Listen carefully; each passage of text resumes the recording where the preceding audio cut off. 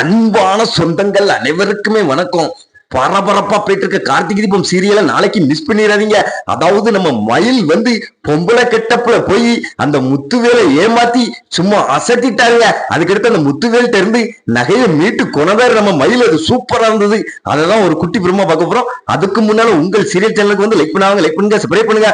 அதாவது பாத்தீங்கன்னா நம்ம மயில் கார்த்திகிட்ட கேட்கிறாரு, அதாவது ஒரு ஆதாரமும் இல்லையப்பா, இப்ப எப்படிப்பா நகையெல்லாம் மீக்கிறது அப்படின்னு சொன்னோடனே, அதாவது கவலைப்படாதீங்க, அந்த முத்துவேல் யாருக்குனே ஒரு பொம்பளை பைத்தியம், அதனால நீங்க பொம்பளை கெட்டப்புல போங்க, அதாவது நல்லா உங்களை பொம்பளை கெட்டப்புல மாத்தி நான் அனுப்பி விடுறேன், அந்த முத்துவேல்ட்ட எப்படியாவது நடிங்க, அவன் உங்க வலையில சிக்கிருவான், அதாவது நான் சொல்ற மாதிரி பேசுங்க அப்படின்னு சொன்னா நம்ம மயிலும் அதே மாதிரி பேசினாங்க, அதே மாதிரி நடிச்சாங்க. அந்த முத்துவேலும் ஆகா இன்னைக்கு நமக்கு ஒரு சூப்பர் பிகர் அமிட்டுக்கிட்டு எப்படியாவது இதை இன்னைக்கு தள்ளிட்டு போயிடணும் அப்படின்ட்டு, அதாவது நம்ம மயில பொம்பளை நினைச்சு அந்த முத்துவேல் கூட்டிட்டு போறான் ஒரு ரூமுக்கு.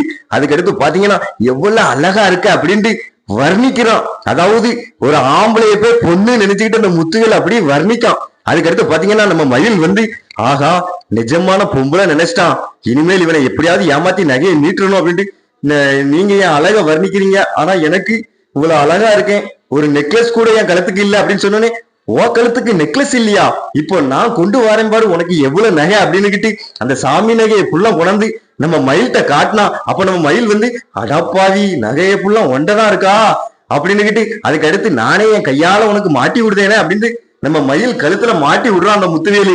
அதுக்கடுத்து ஒரு கம்ப வச்சு நம்ம மயில் முத்துவேலை அடிச்சாங்க பாக்கணும், ஏண்டா நகையை புள்ள நீங்களே திருடிட்டு இப்படி பண்றீங்களா அப்படின்ட்டு. அதுக்கடுத்து அந்த பெட்டி அங்க இருந்து தூக்கிட்டு விடாந்து நம்ம கார்த்திகிட்ட கொண்டாந்து கொடுக்குறாரு நம்ம மயில்.